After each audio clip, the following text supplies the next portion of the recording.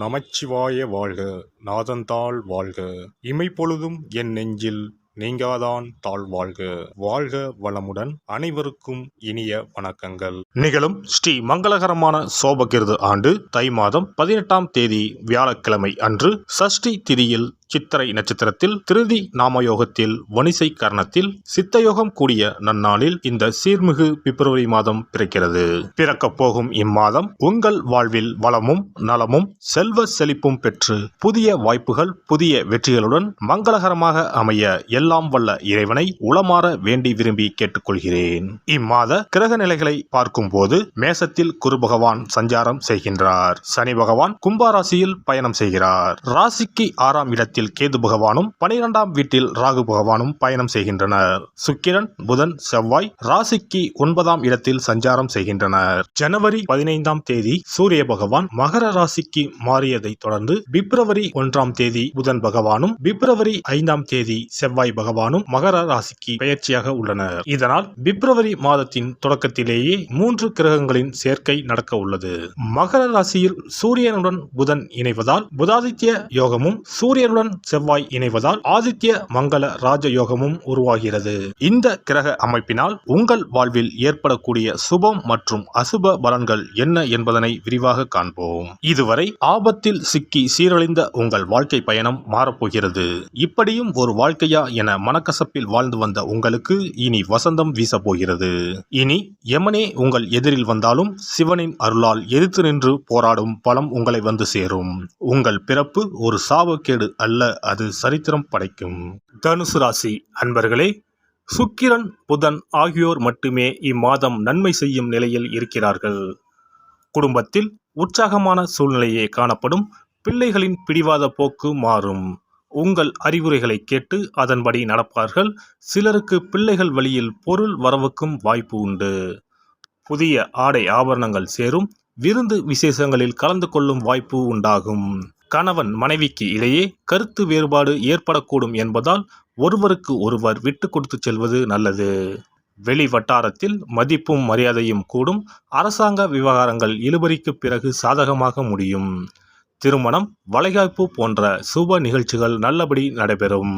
உறவினர்கள் வருகையால் வீட்டில் மகிழ்ச்சி நிலவும். ஆனால் குடும்பத்தில் சில பிரச்சனைகள் ஏற்பட்டு நீங்கும். பொறுமையை கடைபிடிப்பது நல்லது. அலுவலகத்தில் பணிச்சுமை அதிகரிக்கும். ஆனால் அதிகாரிகளின் ஆதரவும் சக ஊழியர்களின் உதவியும் இருப்பதால் மிகவும் எளிதாக செய்து நிர்வாகத்தின் பாராட்டுகளை பெறுவீர்கள். உங்கள் கோரிக்கைகள் ஏற்றுக்கொள்ளப்படும். தொழில் வியாபாரத்தில் கூடுதலாக உழைக்க வேண்டும். ஆனால் அதற்கேற்ற ஆதாயம் கிடைக்கும்.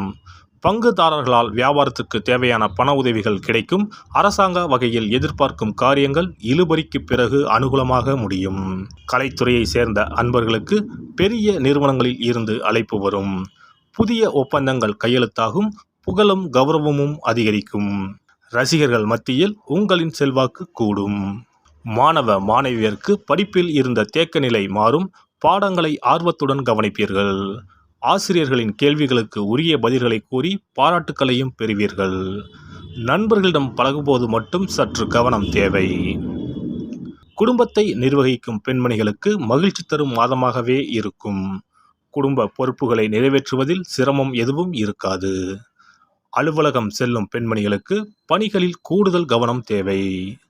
இம்மாதம் சாதகமான நாட்கள் 1, 2, 6, 7. அதிர்ஷ்ட எண்கள் 2, 4, 7. வழிபட வேண்டிய தெய்வம் விநாயகர் பெருமாள். பரிகாரம்: விநாயகர் அகவல் பாராயணம் செய்வதும் விநாயகருக்கு அருகம்புல் மாலை அணிவித்து தும்பை பூக்களால் அர்ச்சனை செய்வதும் நன்மைகளை தரும். சிறப்பு பரிகாரம் மற்றும் ஆலய தரிசனம். புத்திர பாக்கியம் என்பது திருமணமாகி பல ஆண்டுகள் ஆகியும் புத்திர பாக்கியமே ஏற்படாத நிலை. புத்திர தோஷம் என்பது ஒவ்வொரு லக்கணத்திற்கும் வேறுபடும். பொதுவாக எந்த லக்கணமாக இருந்தாலும் 5ஆம் இடம்தான் புத்திரஸ்தானத்தை குறிக்கும். எனவே அந்த 5ஆம் இடத்தை முக்கியமாக பார்க்க வேண்டும்.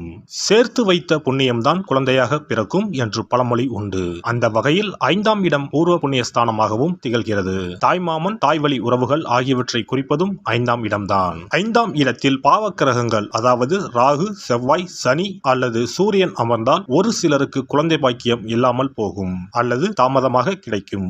ஒருவேளை 5ஆம் இடத்தில் உள்ள பாவக்கிரகங்களை சுப கிரகங்கள் பார்த்தால் குழந்தை பாக்கியம் கிடைக்கும் என்பது நம்பிக்கை. இனி புத்திர பாக்கியம் பெறுவதற்கான ஆலய வழிபாடுகளை பார்ப்போம். செவ்வாய் பகவானின் அம்சமாக கருதப்படும் முருகப்பெருமான் வழிபாட்டை தவறாமல் செய்பவர்களுக்கு நிச்சயமாக புத்திர பாக்கியம் கிடைக்கும்.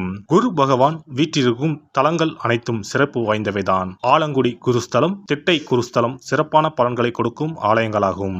அது மட்டுமல்லாமல் சிதம்பரம் அருகே இருக்கக்கூடிய ஓமாம்புலியூர் துயர்தீர்த்தநாதர் ஆலயமும் குரு பகவானின் ஸ்தலமாகும். இந்த ஆலயங்களுக்கு சென்று தரிசித்து வருவதன் மூலம் புத்திர பாக்கியம் நிச்சயமாக கிடைக்கும் என்பதை உறுதியாகவே சொல்லிக் கொள்கிறேன். மேலும் வைத்தீஸ்வரன் கோவில் அனைத்து விதமான நோய்களையும் தீர்க்கும் ஆலயம். இது செவ்வாய் பரிகார ஸ்தலம். எனவே நல்ல சத்தான அறிவு கூர்மை மிக்க குழந்தை பாக்கியம் வேண்டுபவர்கள் இந்த ஆலயத்திற்கு சென்று வந்தால் குழந்தை பாக்கியம் பெறுவதற்கு உண்டான தடைகளை நீக்கி புத்திர பாக்கியத்தை நிச்சயம் அருள்வார் வைத்தியநாத சுவாமி. மேலும் கருவின் உருவாக இருக்கும் கருமாரியம்மன் ஆலயங்கள் அனைத்தும் புத்திர பாக்கியம் நல்கும் ஆலயங்களே. சமயபுரம் மாரியம்மன், திருவேற்காடு கருமாரியம்மன் போன்ற ஆலயங்கள் அனைத்தும் சிறப்பு வாய்ந்தவையே. அதேபோல் திருச்சிக்கு அருகில் உள்ள திருப்பட்டூர் பிரம்மா ஆலயம் பிறவி பயனை அனுபவிக்க செய்யும் ஸ்தலம். திருப்பட்டூர் பிரம்மாவிடம் வேண்டுதல் வைக்க குழந்தை பாக்கியம் கிடைக்கும். திருச்செங்கோடு அர்த்தநாரீஸ்வரர் ஆலயம் புத்திர பாக்கியத்தை அருளும் முக்கிய ஸ்தலம். குருவாயூர் கிருஷ்ணர் ஆலயமும் ஸ்ரீரங்கம் ரங்கநாதர் ஆலயமும் குழந்தை பாக்கியத்திற்கு வழிகாட்டக்கூடிய வழி கிடைக்கக்கூடிய அற்புத திருத்தலங்கள். இந்த ஆலயங்களில் துலாபாரம் என்னும் வேண்டுதல் வைத்து வந்தால் குழந்தை பாக்கியம் உடனே கிடைக்கும். குழந்தை பேறு பெற்ற லட்சக்கணக்கான பேர் இங்கு வந்து நேர்த்தி கடன் செலுத்துவதை தினந்தோறும் காணலாம். அதேபோல் அத்தி மரத்தை நட்டு வளர்த்து வருவதும் அத்தி மரத்தை பேணி காப்பதும் குழந்தை பாக்கியத்தை தரும். தான தர்மங்களும் புத்திர பாக்கியத்தை தரும். அக்கம் பக்கம் உள்ள குழந்தைகளுக்கு உணவு வழங்குதல், இனிப்புகள் வழங்குதல் போன்ற செயல்கள் புத்திர பாக்கியத்தை தரக்கூடியதாகும். துர்க்கை வழிபாடும் முருகப்பெருமான் வழிபாடும் சிறந்த பரிகார முறைகள். அதிகாலை நேரத்தில் அரச மரத்தை 48 முறை சுற்றி வருவதன் மூலமும் குழந்தை பாக்கியம் நிச்சயம் உண்டாகும். எறும்பு புற்றுக்கு வெல்லம் பொட்டுக்கடலை கலந்து தருவதால் 1000 பேருக்கு அன்னதானம் செய்த பலன் வந்து சேரும். கர்ப்பிணிகளுக்கு அவர்கள் விரும்புவதை வாங்கி கொடுத்து அவர்களை மகிழ்ச்சிப்படுத்துவதன் மூலம் அவர்களுடைய ஆசீர்வாதம் கிடைக்க பெற்று குழந்தை பாக்கியம் கிடைக்கும் என்பது உண்மை.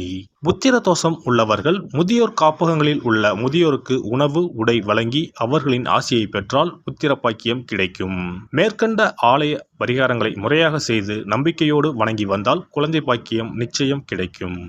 எல்லாம் வல்ல இறையருளால் நீங்களும் உங்கள் அன்பு குடும்பமும் உடல் நலம், நீலாயுள், நிறை செல்வம், உயர் புகழ், மெய்ஞானம் ஓங்கி வாழ்க வளமுடன். இந்த வீடியோ உங்களுக்கு பிடிச்சிருந்தா லைக் பண்ணுங்க, ஷேர் பண்ணுங்க அண்ட் சப்ஸ்கிரைப் பண்ணுங்க. பக்கத்துல இருக்க பெல் ஐகானை கிளிக் பண்ணுங்க. நன்றி, வணக்கம், வாழ்க வளமுடன்.